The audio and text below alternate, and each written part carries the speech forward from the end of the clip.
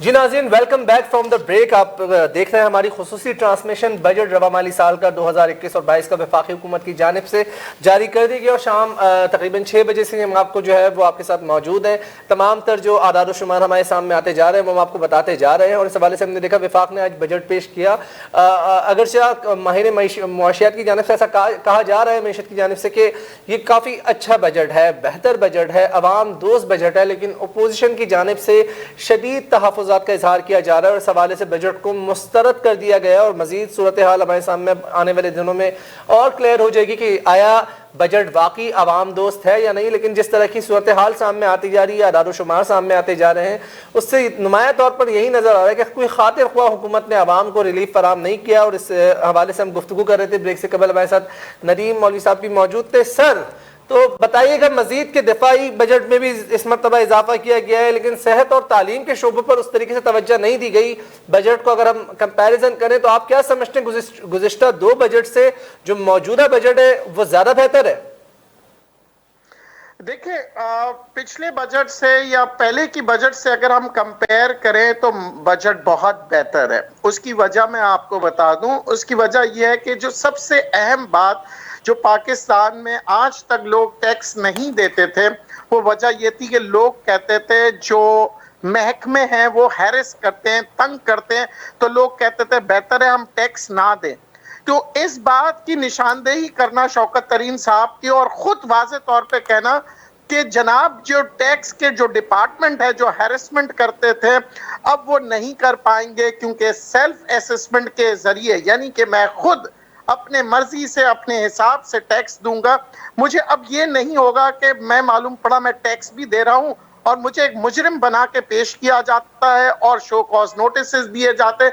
उस निज़ाम को बदला है शौकत तरीन साहब ने, जिसकी वजह से अब ये एक नया निज़ाम निकला। देखिए, वरना ये होता था कि एक सनतकार भी जो है ना वो एक मुजरिम की तरह खड़े हो जाता था और उसे एक, जिसे कहते हैं ना कि एक बहुत ही गलत तरीके से उन्हें दबाया जाता था, प्रेशराइज किया जाता था, जिसे खुद हुकूमत कह चुकी है कि वो हैरेसमेंट होता था तो लोग टैक्स की तरफ नहीं जाते थे।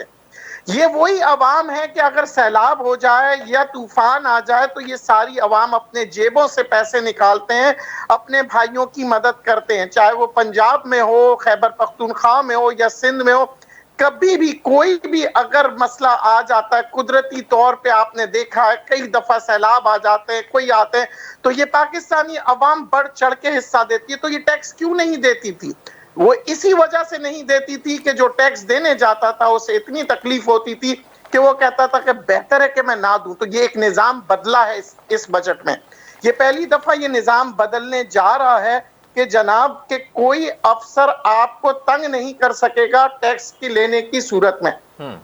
अच्छा सर, मजीद कुछ आदार शुमार मेरे पास अभी आए हैं, वो आपसे शेयर करना चाहूँगा इस हवाले से कि PIA के लिए 120 अरब रुपए और स्टील मिल्स की रिकन्सिलेशन के लिए, उनकी इमदाद के लिए 16 अरब रुपए जो है वो मुख्तस कर दिए गए। फिर हमने देखा कि आबी वसाइल के तहफ़्फ़ुज़ के लिए 91 अरब रुपए जो है वफाकी हुकूमत की तरफ से मुख्तस कर दिए गए।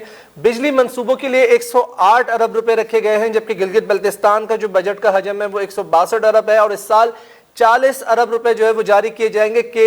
K1 और K4 मनसूबे के लिए जो है वो 16 अरब रुपए रखे गए हैं। उस हवाले से M1 की तामीर के लिए 9.3 अरब रुपए जो है मुख्तस कर दिए गए। सर, क्या समझते हैं कि तमाम तरह जो बजट है, ये जितने जो आदार शुमार सामने आ रहे हैं कि जी इतने इतने रुपए मुख्तस कर दिए गए, आप समझते हैं कि बिल्कुल शफाफियत के साथ ये लगेंगे और बाज़ाब्ता तौर पर आवाम को जो है वो उनकी जिंदगी में बदलाव आ सकेगा?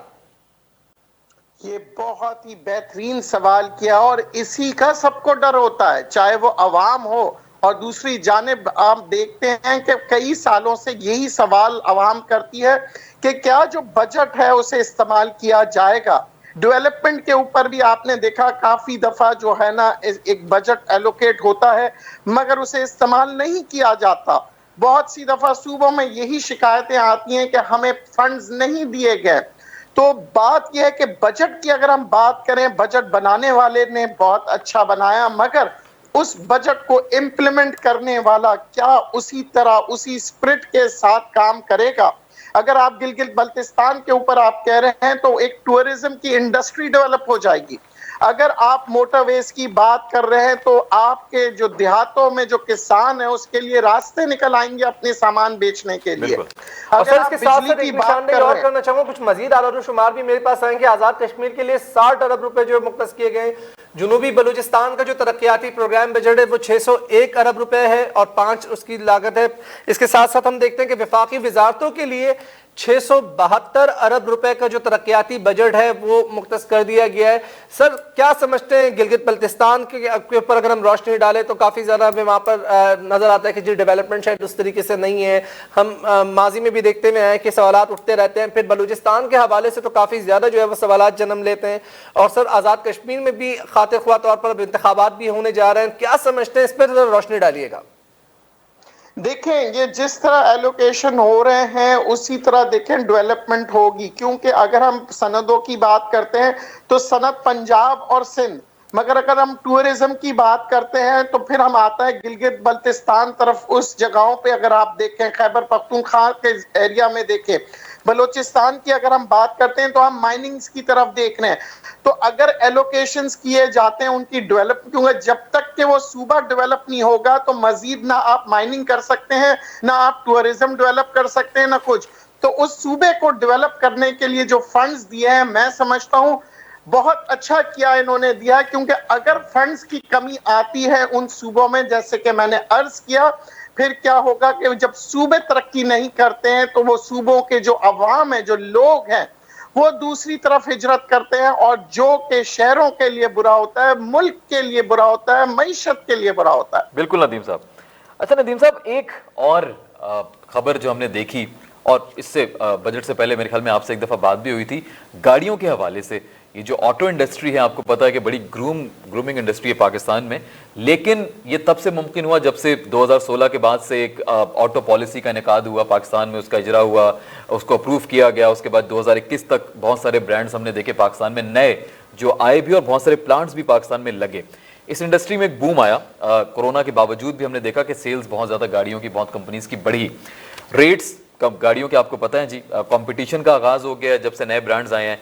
इस बजट के अंदर हमने देखा कि 850 सीसी से कमतर जितनी भी गाड़ियां हैं इंजन पावर की, उनके अंदर हमने देखा है जी कि एक तो ड्यूटी कम की गई है, सेल्स टैक्स कम किया गया है, और 17% से 12% किया गया। दूसरा ये भी देखने में आया कि जो इलेक्ट्रिक कार्स हैं, इलेक्ट्रिक कार्स की ड्यूटी 12 से डायरेक्ट 1% कर दी गई है। इतना उसमें कमी की गई है, शायद मेरे ख्याल में माहौल दोस्त गाड़ियां बनाने के लिए।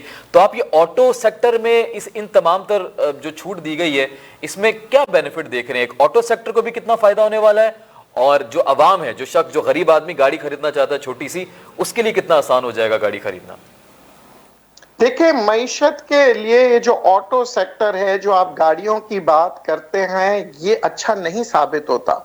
उसकी वजह यह है कि जितनी गाड़ियां सड़कों पे आएगी उतना ही तेल खर्च होगा, उतनी आलूदगी होगी, और उतने ही मसले मसाइल जो हैं वो जन्म लेते हैं। इस सेक्टर की जगह अगर पब्लिक ट्रांसपोर्ट पे खर्च होते वही तो सवाल मेरा आपसे अच्छे यही होता अगला। बिल्कुल बिल्कुल, कि ट्रांसपोर्ट तो है नहीं इस मुल्क में। अब देखिए, इन्होंने जो इंसेंटिव दिया है उससे गाड़ियां मजीद, जैसे कि मोटरसाइकिलों पे आप देख लें, पिछले 4 सालों में उसकी जो प्रोडक्शन है वो कई गुना बढ़ चुकी है। गाड़ियों का आप देख रहे हैं हुजूम लगता चला जा रहा है, एक जुम्मा बाजार लग गया है, और उनकी कीमतें आसमान पे इसलिए गई हैं क्योंकि बैंक्स जो हैं वो फाइनेंसिंग कर रही हैं। बैंक फाइनेंसिंग की वजह से गाड़ियों के सेल्स में इजाफा हो रहा है, और गाड़ियों की जो सनतें हैं वो 40% से भी ज्यादा तरक्की करती हैं जी। तो अब इन चीजों को हुकूमती सतह पे उनको चाहिए कि बेहतरी तौर पे काम करें, क्योंकि अगर अब टैक्सेस में कमी, इसका मतलब यह लोग मजीद गाड़ियां खरीदना शुरू कर देंगे, छोटी गाड़ियां सस्ती हो जाएंगी, तो उसकी वजह से क्या होगा, मुख्तलिफ मसले मसाइल जन्म लेंगे। आपकी मईशत का सबसे बड़ा नुकसान होगा, क्योंकि हम ऑयल प्रोड्यूसिंग कंट्री नहीं है जहां लोग 50 आदमी एक बस में बैठ के जा रहा होगा, मगर अगर 50 गाड़ियां होंगी तो आप समझ लें मईशत का कितना नुकसान होता है। तो एक बस को अगर हम ट्रांसपोर्ट सिस्टम को बेहतर करें बनिस्बत इन गाड़ियां आम तौर पे इसे लग्जरीज में समझे जाते हैं, मगर पाकिस्तान में ये लग्जरी नहीं बल्कि नेसेसिटी बन चुकी है, क्योंकि नाकिस ट्रांसपोर्ट सिस्टम की वजह से।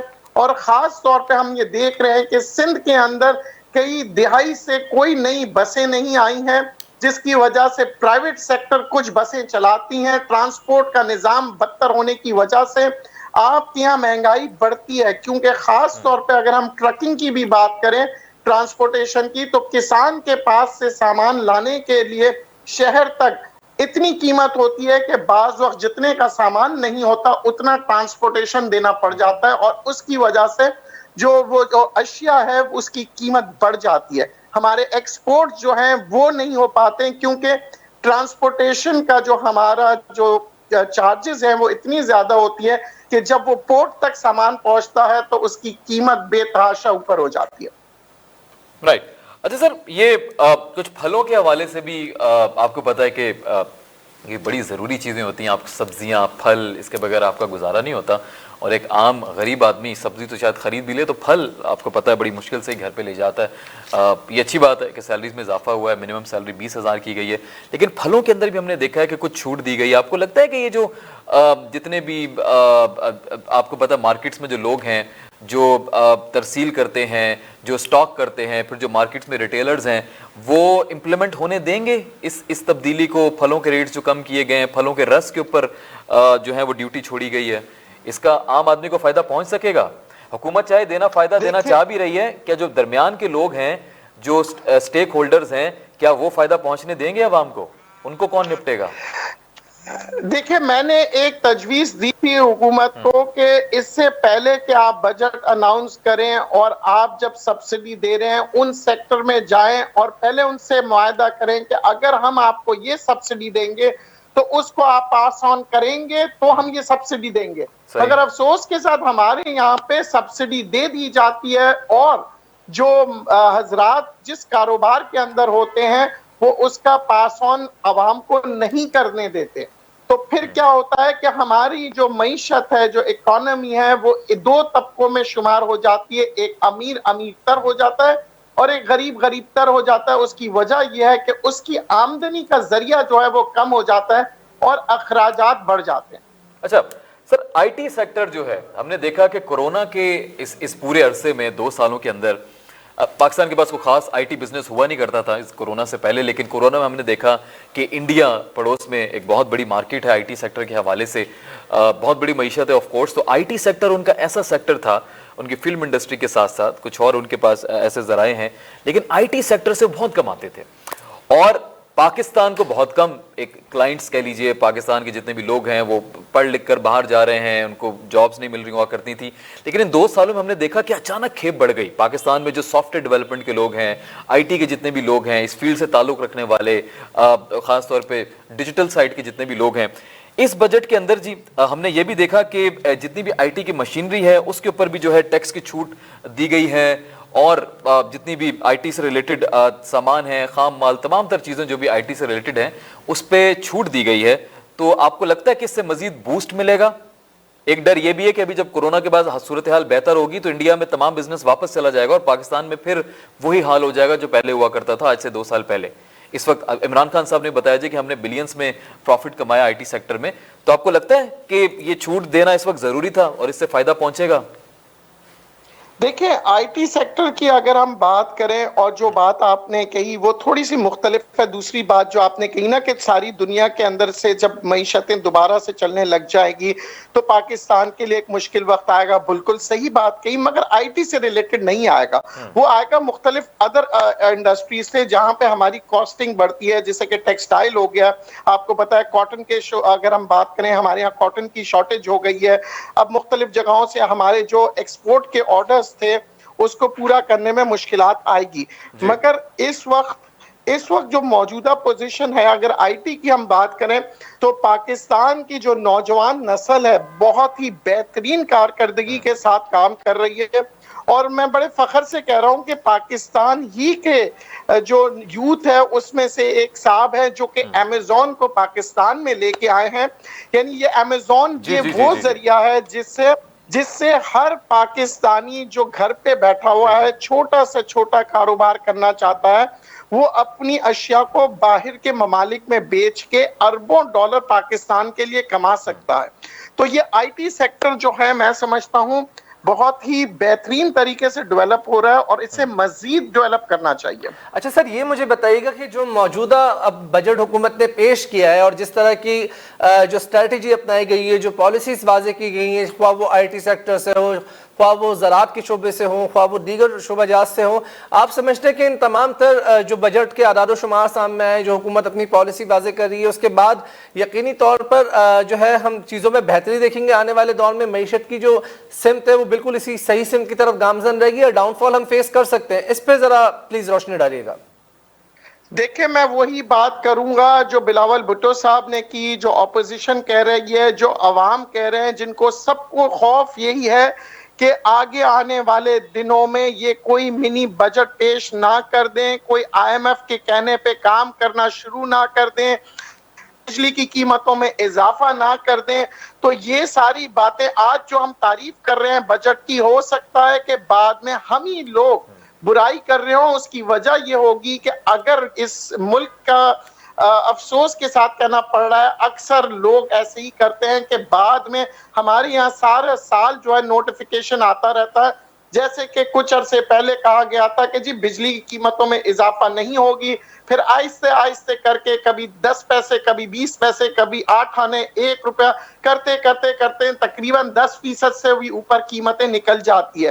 ठीक है सर, उस बहुत किस्म का बहुत निजाम बहुत शुक्रिया। नरीम मौलवी साहब अब हमारे साथ मौजूद थे, आपने तवील तज़िया पेश किया बजट के हवाले से। आपका बहुत बहुत शुक्रिया एक मरतबा फिर कि आपने प्रोग्राम में शिरकत की और हमें वक्त दिया। और इस हवाले से जो है मजीद आदाद शुमार भी सामने आते रहेंगे और मजीद जो चीज़ें हैं वो कल हमारे सामने क्लियर हो जाएंगी, जिसके बाद हम देखेंगे कि आने वाले दिनों में अब क्या होता है, अपोजिशन कितना टफ टाइम देती है। क्योंकि बिलावल भुट्टो जरदारी की जानिब से और मियां मोहम्मद शहबाज शरीफ की जानिब से भी आसिफ ऐसा कहा गया है कि हुकूमत को टफ टाइम दिया जाएगा। बहरहाल यहाँ पर वक्त होता है प्रोग्राम में एक छोटे से ब्रेक का, ब्रेक के बाद प्रोग्राम को यहीं से दोबारा कंटिन्यू करेंगे। कुछ मजीद हमारे साथ मेहमान भी ब्रेक के बाद मौजूद होंगे, so don't go anywhere, we will be right back after short commercial break. Stay tuned.